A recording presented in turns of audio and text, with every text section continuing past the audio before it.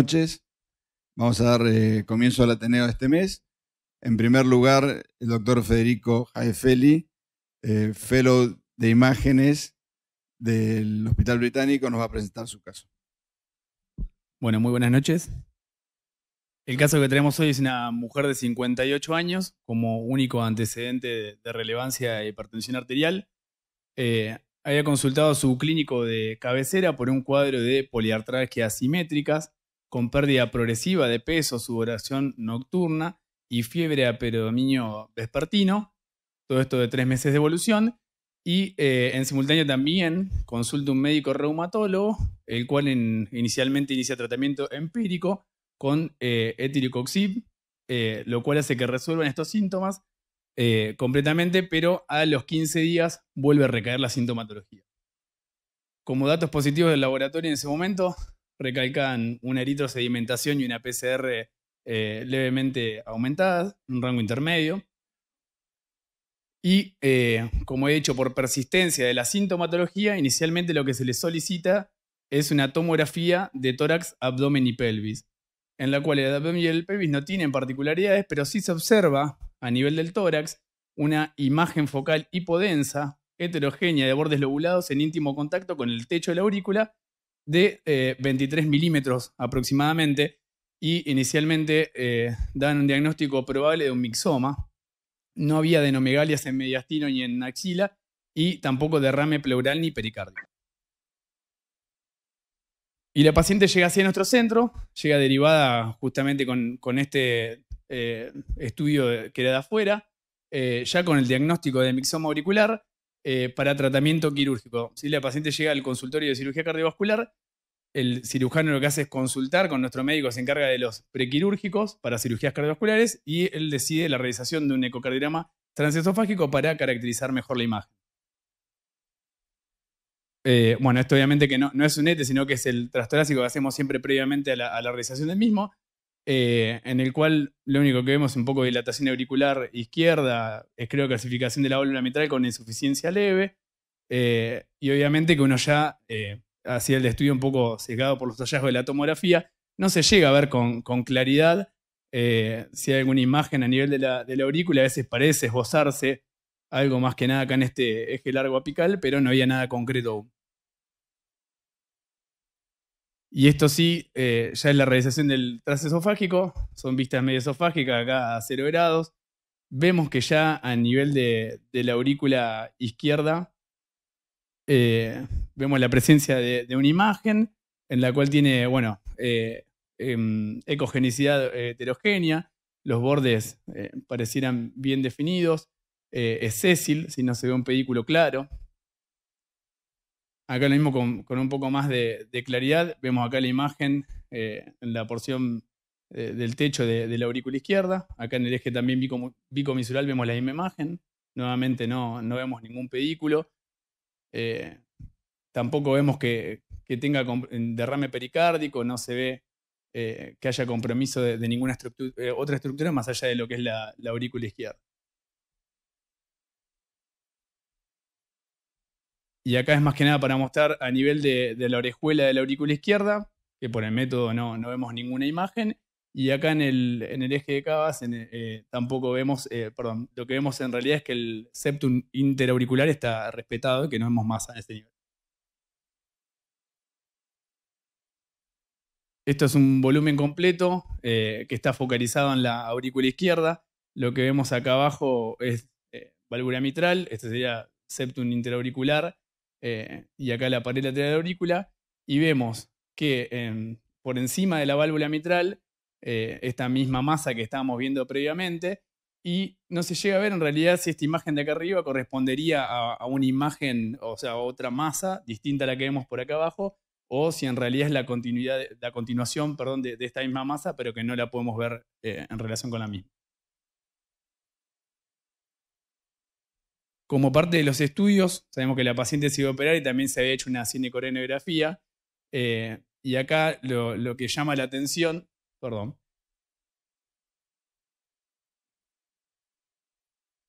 Ahí está. Lo que llama la atención, justamente que acá de la circunfleja en realidad hay irrigación y se ve más de una masa vascularizada. Así esta que vemos acá abajo y aquí arriba. Bueno, y dado la discordancia por ahí que teníamos un poco entre lo que era la imagen, que había algunas características que sugerían de benignidad frente a otras que no tanto, lo que hicimos fue realizar una resonancia cardíaca para caracterizar un poco mejor esta masa allá. Acá lo que vemos es un cine en 4 cámaras. Como dato, bueno, se ve una insuficiencia mitral leve que ya habíamos escrito previamente. No teníamos las imágenes en color del trasesofágico, pero también habíamos visto una CIA. Y vemos acá a nivel del techo de la aurícula esta masa, ¿sí? Y a nivel de lo que es 2 cámaras, vemos que acá sí claramente se diferencian de lo que es una masa que está en la pared posterior inferior y posterior superior vemos otra masa.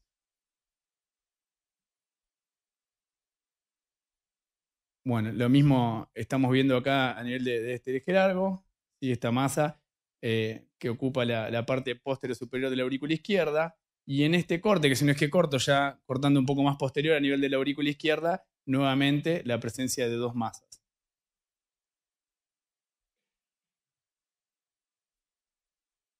Y acá lo que no habíamos podido llegar a ver con el estudio trasesofágico, vemos también la presencia de otra masa a nivel de la orejuela izquierda. Bueno, posteriormente esto es una secuencia de T2 con supresión grasa. Vemos que a pesar de la supresión grasa, el tumor, perdón, las 2 masas se ven acá hiperintensas, arriba y abajo.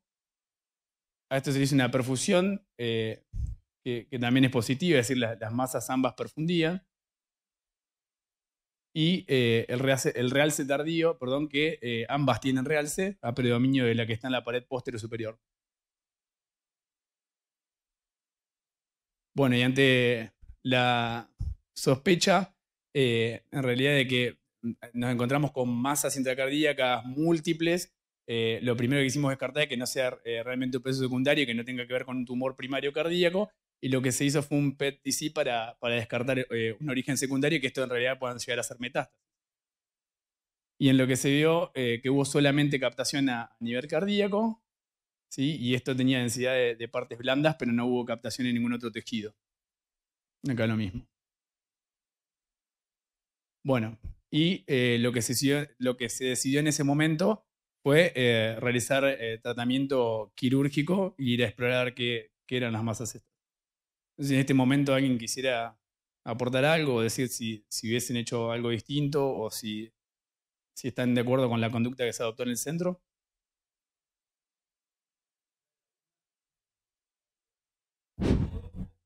No, por resonancia lo que se ven son hay 3 por lo menos, ¿sí? Vemos una a nivel de la parte posterior inferior de la aurícula, posterior superior, y también se ve una más en la orejuela aurícula izquierda.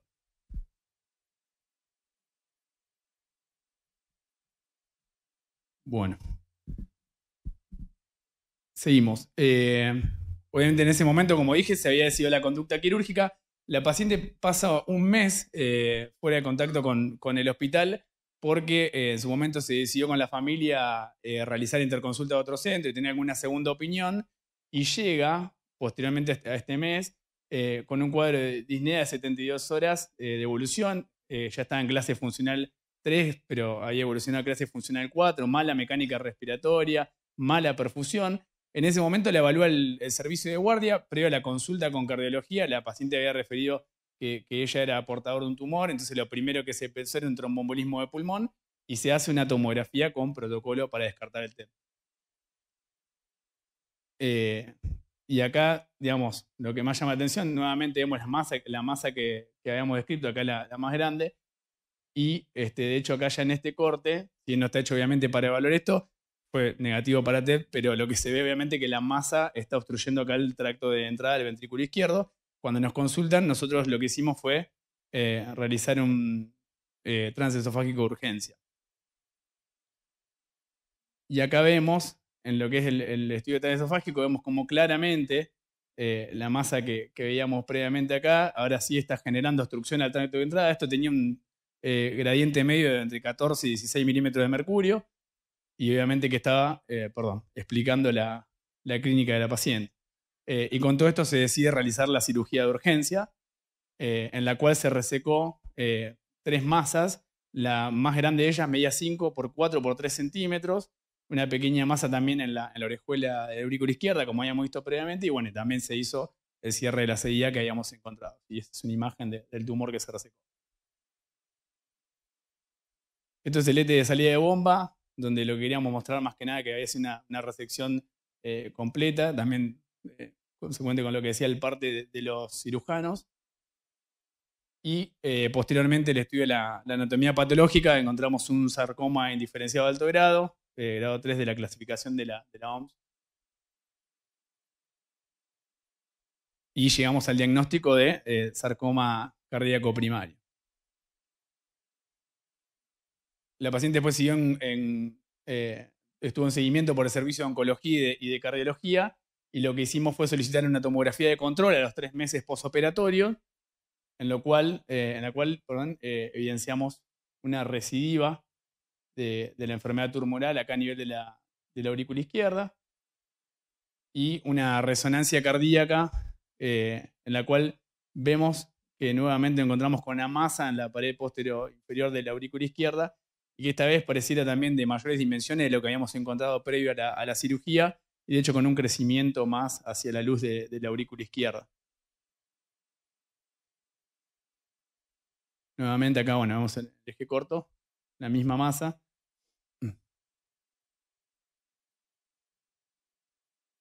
Bueno, y a pesar del mal pronóstico, se decidió también en conjunto con el servicio de oncología realizar tratamiento quimioterápico con doxorubicina. Actualmente la paciente se sigue en consultorios externos con evolución buena por ahora, no ha vuelto a tener internaciones, por lo menos no hemos visto en el servicio de guardia. Eso es todo, muchas gracias. Bueno, muchas gracias, Federico. Ahora el doctor Diego Chango, de staff de ecocardiografía del CEMIC, va a presentar su caso. Buenas noches con todos. Mi caso clínico tiene que ver con un paciente con compromiso valvular múltiple. Entonces es un paciente que acude derivado para ecocardiografía debido a un soplo cardíaco que es detectado en un estudio prequirúrgico de una cirugía de hernia umbilical. Es un paciente de 46 años, hipertenso, dislipémico, que tiene diagnóstico de HIV desde el año 1997, el cual viene en tratamiento. Como antecedente tiene hernias a nivel bilateral operadas y estaba en plan, también tenía el antecedente de una hernia umbilical, la cual fue operada. Venía con tratamiento antihipertensivo, ansiolíticos y este es el electrocardiograma del paciente, el cual muestra un ritmo sinusal aproximadamente 80 latidos por minuto, un eje aproximado en 0 grados, una onda P que en D2 parece estar incrementada en su amplitud con un componente negativo en B1, B2, lo cual sugiere crecimiento vía auricular, un intervalo PR prolongado, lo cual es compatible con bloqueo B de primer grado, un QRS ancho con bloqueo de rama derecha de alto grado. Además tiene R' altas en derivaciones B1 y B2, lo cual sugiere también crecimiento ventricular derecho, alteraciones secundarias de la repolarización y un intervalo UT dentro de la normalidad. Bueno, así es que se continúa el estudio, se realiza el estudio por ecocardiografía, en donde lo que se ve en una vista paraesternal eje largo es que el ventrículo izquierdo no impresiona dilatado, y lo que sí llama la atención es el engrosamiento que tiene la válvula mitral y la amplia movilidad que tiene, mostrando un prolapso sobre todo de la valva posterior. Esto por Doppler color permite observar un CHE de insuficiencia mitral, el cual también se ve en una vista 4 cámaras apical de grado no significativo. Al estudiar esta insuficiencia mitral se logra determinar un diámetro de vena contracta de 4 milímetros. Se ve que este shed sobre todo ocupa gran parte de la mesotelesístole, genera incremento de los gradientes transvalvulares, pero bueno, no impresiona ser grado severo. Al estudiar la válvula aórtica también se permite observar que la válvula se mete hacia el plano ventricular, y con Doppler color se observa la presencia de un una insuficiencia aórtica leve excéntrica que se dirige hacia el septo interventricular. En una vista 4 cámaras apical, acá se ve bien el prolapso de la válvula mitral y la válvula tricúspide. Vamos a volver. No. Que, bueno, también se encuentra engrosada, presenta movimiento incrementado de sus valvas y también impresiona, lo vamos a ver luego, tener cierto grado de prolapso. Esto genera por lo menos 2 jets de insuficiencia tricuspidia. El uno era excéntrico, que sí va hacia el septum interauricular. Se ve que no ocupa toda la sístole, no genera aumento de los gradientes transvalvulares diastólicos y permite estimar un gradiente transtricuspidio de 34 milímetros de mercurio.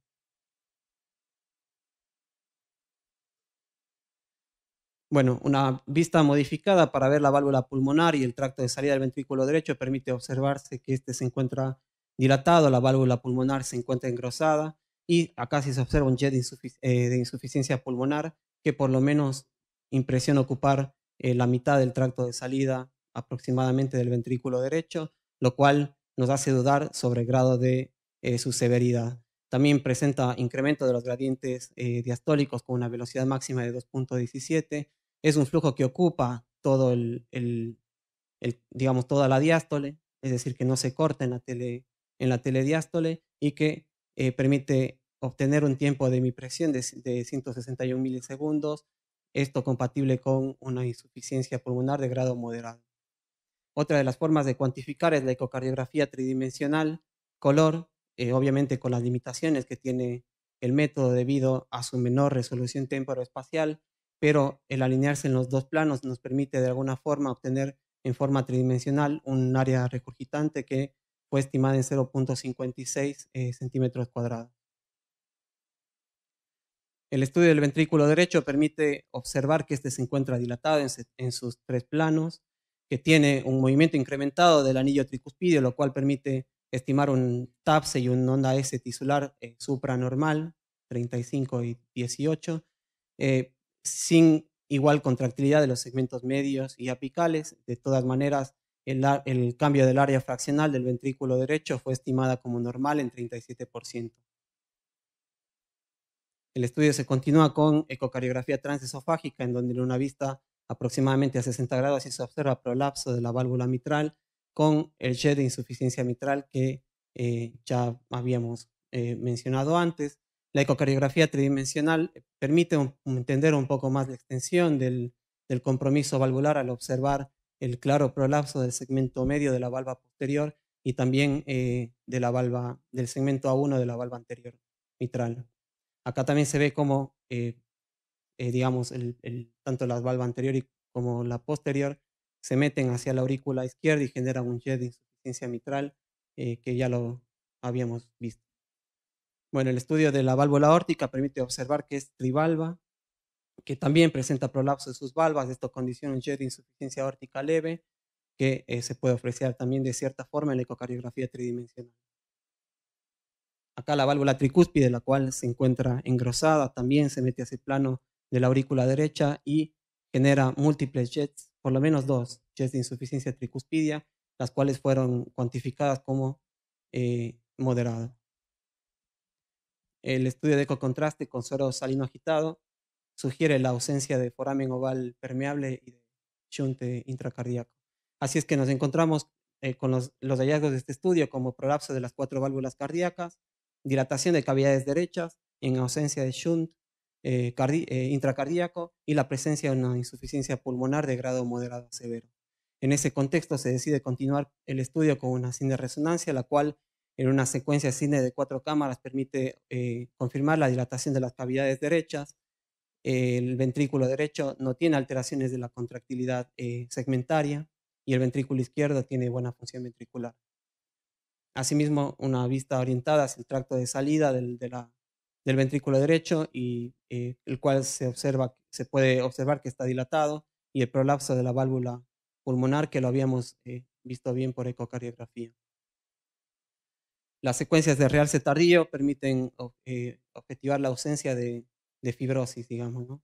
A nivel miocárdico. Entonces, lo que se obtiene de la cineresonancia es que el ventrículo izquierdo es normal, y que el ventrículo derecho se encuentra dilatado con un diámetro indexado a superficie corporal de fin de diástole de 148 mililitros sobre metro cuadrado y de 74 para el fin de sístole, y una fracción de eyección que se encuentra en el límite de la normalidad, que es del 49.6%.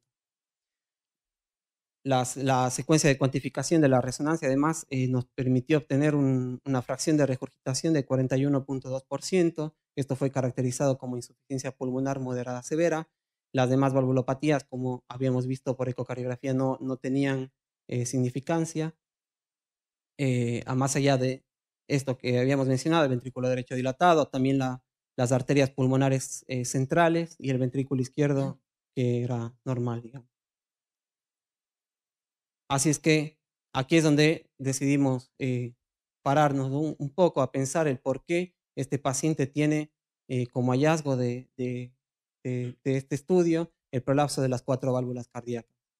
Y probablemente tuvimos que volver al paciente para observar características fenotípicas que nos permitan obtener, orientar un poco hacia la etiología. Y este es nuestro paciente, el cual presenta, se ve como tiene una piel hiperextensible, aterciopelada, con una hernia que, como dijimos, ya tenía el antecedente, pero que tardaba en su cicatrización, y la hiperlaxitud de las articulaciones. Claramente no es tiene un somatotipo pícnico más que longilíneo, así que todo esto nos lleva a pensar en enfermedades del tejido conectivo, entre las más comunes el Marfan y el Ehlers-Danlos. Como digo, no tenía hábito marfanoide, así que esto nos llevó a pensar que muy probablemente se trataba de un síndrome de Ehlers-Danlos, que es un grupo heterogéneo de enfermedades hereditarias del tejido conectivo, que se caracteriza por esto que vimos: hiperlaxitud de los ligamentos, la piel es hiperextensible, la presencia de hernias, y se asocia con problemas cardíacos como el prolapso de la válvula mitral, de la raíz aórtica y de la ruptura espontánea de las arterias, a pesar de que en la bibliografía no menciona el prolapso de las otras válvulas, que fue lo que encontramos como hallazgo en este paciente. Esta es una escala que se usa para evaluar el grado de hiperlaxitud de las articulaciones, aunque se sabe que hay personas con el diagnóstico hecho que pueden no tener o pueden obtener puntajes menores. Son 6 tipos, los cuales voy a mencionar rápidamente los 2 que seguramente podrían estar vinculados a este caso, que es el clásico y el vascular. El clásico tiene criterios mayores, dentro de los cuales está la hiperextensibilidad de la piel, las cicatrices atróficas, la hiperlaxitud ligamentaria y la historia familiar. Y los menores, bueno, tiene alteraciones de la piel, como una piel suave, aterciopelada, con alteraciones cutáneas, esguinces, esto producto obviamente de la enfermedad del colágeno, hipotonía muscular, facilidad para la equimosis y complicaciones quirúrgicas.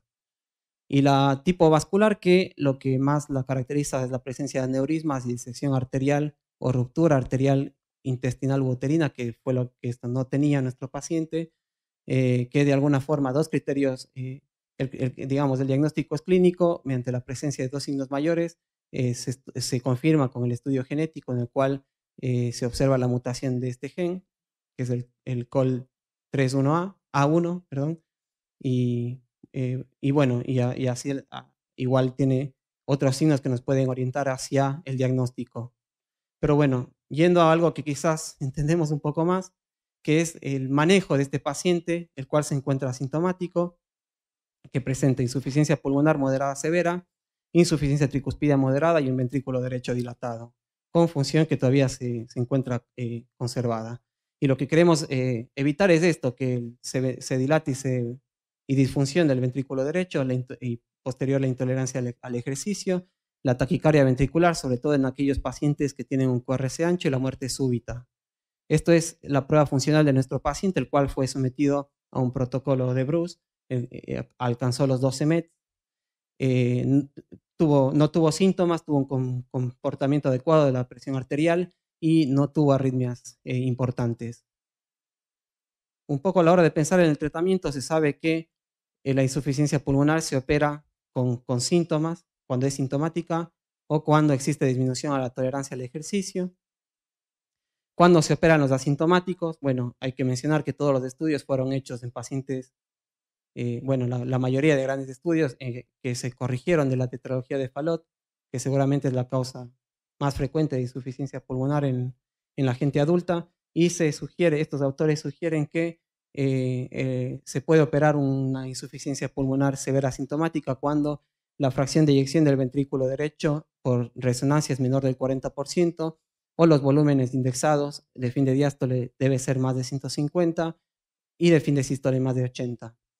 De igual se sabe que aquellos pacientes que se operaron tuvieron mejoría en la repolarización ventricular en el electrocardiograma, lo cual obviamente estuvo asociado a un menor riesgo de arritmias cardíacas. Es por eso que también sugieren que se opere a aquellos pacientes asintomáticos que tengan riesgo de arritmias severas, y para esto se menciona que un QRS ancho mayor de 180 milisegundos o que tiene una progresión o un ensanchamiento de 3.5 milisegundos por año también se podrían operar. Hay mucho menos evidencia o es muy limitada cuando existe una insuficiencia tricuspidia moderada o severa por dilatación del anillo tricuspidio, y cuando, obviamente, cuando van a otra cirugía cardíaca.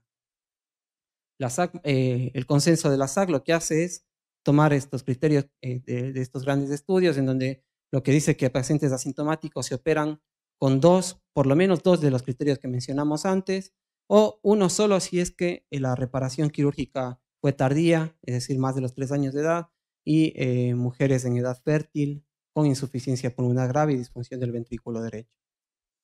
Entonces es acá donde nos preguntamos su opinión con respecto a cómo manejar este paciente, y para poner un poco más de complemento y dificultad en el manejo de este paciente es que evolucionó con un bloqueo AB intermitente, terminó con un marcapaso bicameral, y bueno, por lo cual la resonancia se vuelve más difícil, digamos, el seguimiento.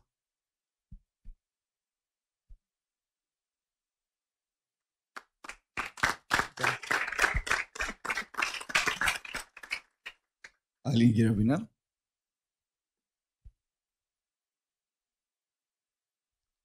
Bueno, no.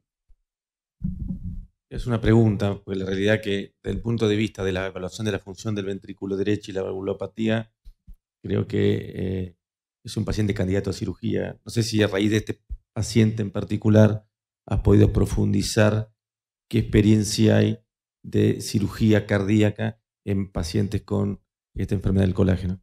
Claro, bueno, eso es lo que también se menciona, digamos, ¿no? Que el riesgo además que conlleva operar estos pacientes que tienen alteración en el colágeno y que tienen procesos de cicatrización bastante dificultoso, por lo cual a la hora de pensar en operar realmente creo que se debería tener, o sea, se debería realmente ver que el paciente está asintomático, tenga una afectación en la calidad de vida. La realidad es que leyendo no hay nada escrito, digamos, no hay nada claro.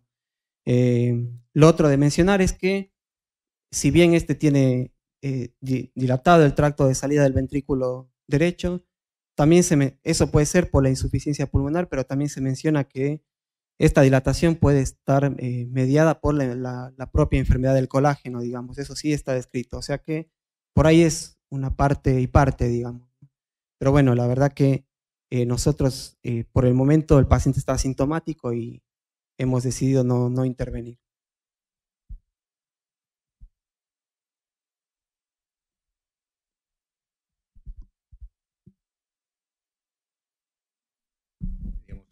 Una reflexión sobre los parámetros de evaluación del ventrículo derecho en presencia de sobrecarga de volumen.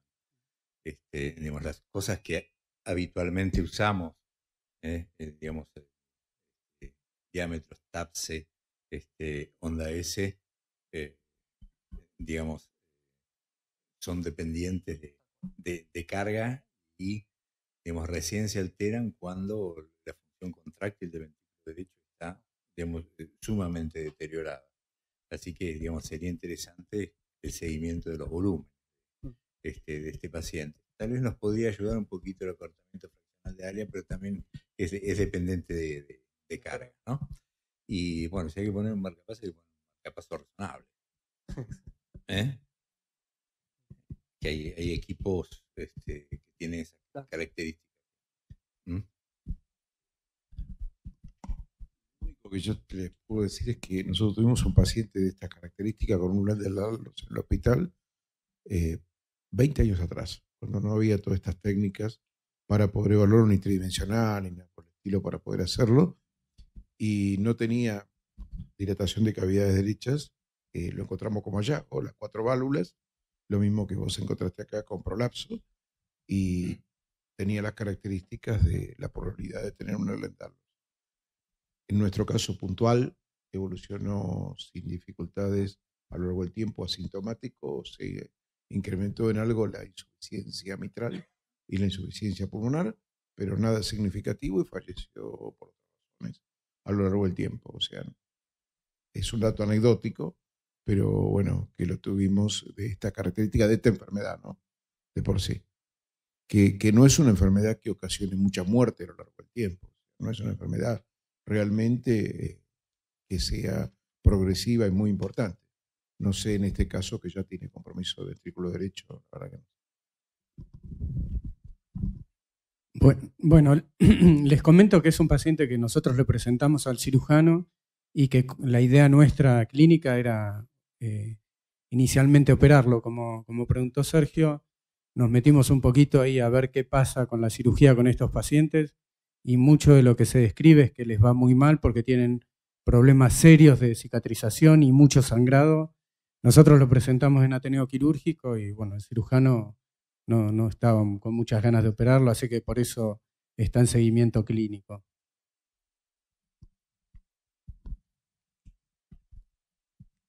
Bueno, muchas gracias, Diego. Bueno, y ahora les voy a presentar un caso.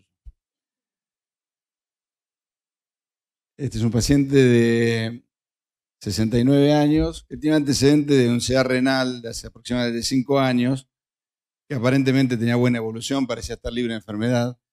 En el año, fines del 2016, hace un tromboembolismo de pulmón. A partir de ahí se constata que hay recidiva del cáncer renal, había sido nefrectomizado, recidiva con metástasis mediastinales y pulmonares. Estaba en el perioperatorio. El paciente había seguido anticoagulado, pese a que tenía más de un año, ya tenía un año y medio de anticoagulación, pero dado que era un paciente oncológico, el antecedente de tromboembolismo, se había decidido seguir la anticoagulación, que se suspendió en forma relativamente prolongada para hacer una cirugía, una fractura patológica del húmero. En el perioperatorio de esta cirugía, el paciente presenta disnea súbita y es derivado a nuestra institución con alta sospecha clínica de tromboembolismo. Ingresa a la guardia con 140-90, 98 por minuto. La saturación era con cálculo nasal de 96%. Y el laboratorio, bueno, ya se sabía que tenía deterioro de función renal, además ya era monorreno y no tenía otros elementos importantes. Este es el electroingreso. Si alguien quiere comentar algo, pero no tiene mayores, no está en el límite de los 98, 100 de frecuencia cardíaca, no tiene una patente demasiado sugestiva de tromboembolismo. Esta es la placa de tórax, donde bueno, no se ve muy bien, pero evidentemente el mediastino estaba ensanchado, tenía mucha patología a nivel mediastinal y en los cilios pulmonares. No contábamos porque el paciente no trajo toda la imagenología previa de las tomografías que tenía. Y en función de ser monorreno e insuficiente renal, se decidió hacer con alto grado de sospecha clínica, se decidió hacer un centello de ventilación-perfusión, que acá pueden ver, con ausencia de perfusión, o sea, ventilación ya con algunos defectos, pero ausencia de perfusión directamente del pulmón derecho y con algún grado de perfusión heterogénea del pulmón izquierdo. En ese contexto se le pide un ecocardiograma para ver la repercusión sobre cavidades derechas.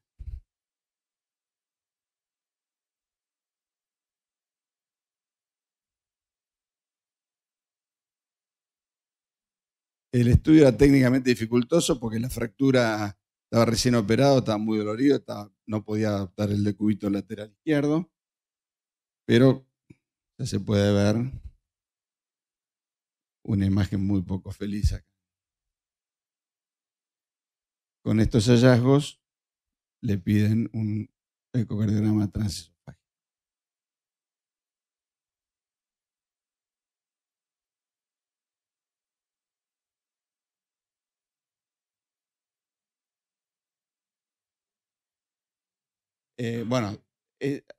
En principio aparecían 2 lesiones. Después acá en el Explain se puede ver que aparece una tercera. Después lo vamos a ver mejor. Son 3 lesiones muy móviles. Y esta imagen en ventrículo derecho que también parece tener la misma etiología y origen. ¿Alguien quiere opinar?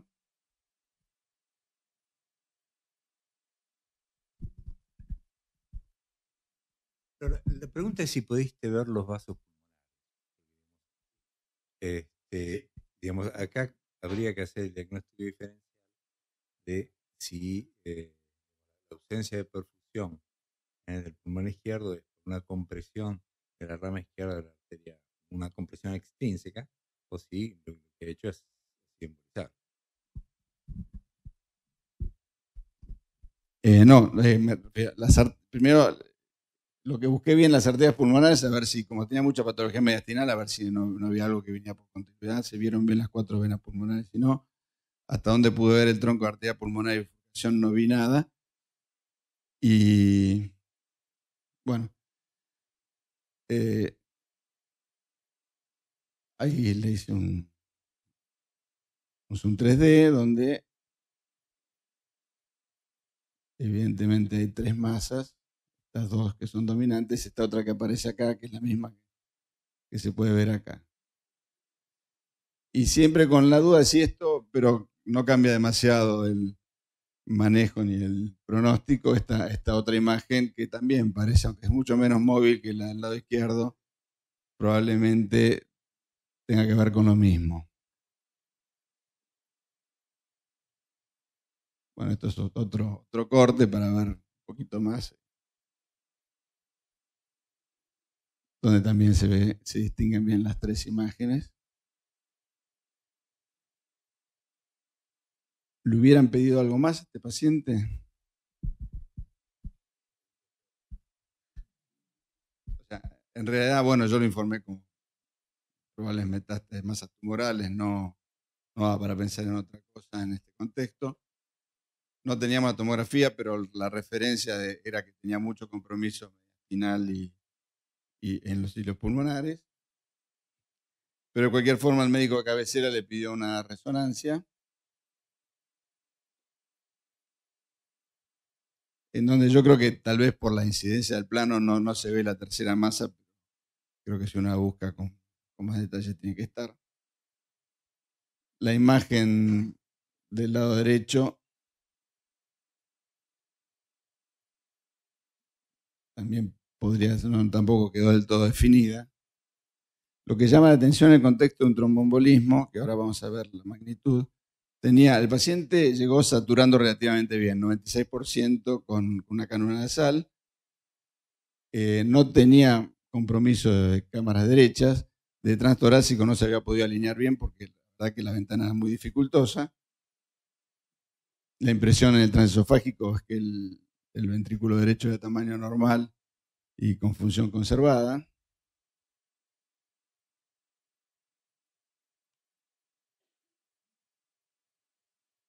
En la imagen T2 acá se puede ver, acá se está moviendo, bueno, eso es otra incidencia en un zoom de las imágenes del cine anterior. Y quería mostrarle un poco esto, que realmente es sorprendente el tamaño de los a todo esto, bueno, aparecía en la tomografía, en el slide primero tenía trombosis venosa bilateral, que fue diagnóstico del ingreso, o sea que el diagnóstico de tromboembolismo sustentado además por el hallazgo de la perfusión, y el cuadro cerraba con el antecedente además de un tromboembolismo previo, y acá se puede ver estas 2 grandes imágenes trombóticas en el origen de la bifurcación, o sea, en la parte inicial de las ramas pulmonares.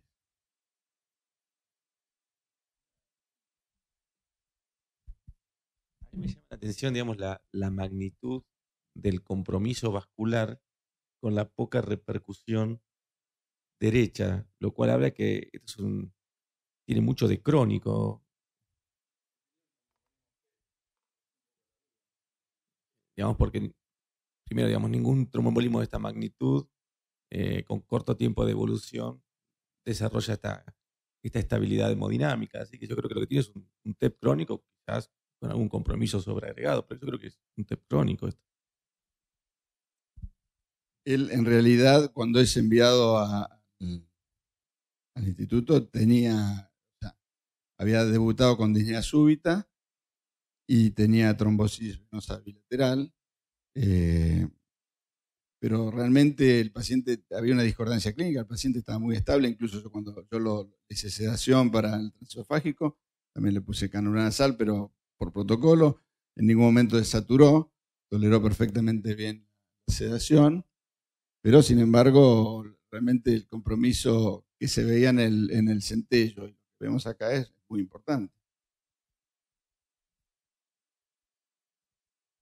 Y llama la atención también la poca repercusión, o sea, el ventrículo derecho con volúmenes normales, con 58% de FEI, pero bueno,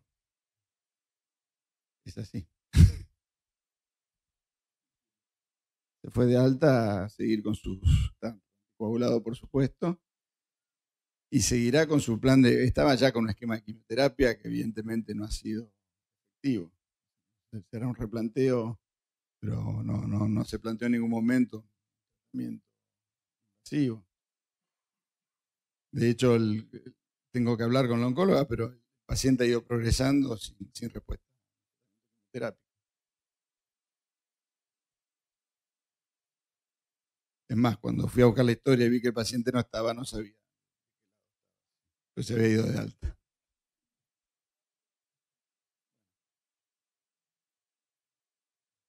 Muy bien. No lo pude alinear. Desde afuera era imposible. Transesofágico en realidad, tal vez no le puse demasiado, me quedé más, como pasa a veces que uno se distrae con las cosas muy interesantes. Por otro lado, cuando vino el paciente, el tema del TEP, yo no había visto los estudios previos, porque bueno, fue más o menos en el mismo momento. Y la verdad que no parecía un paciente comprometido en absoluto. Las apariencias engañan. Buenas noches.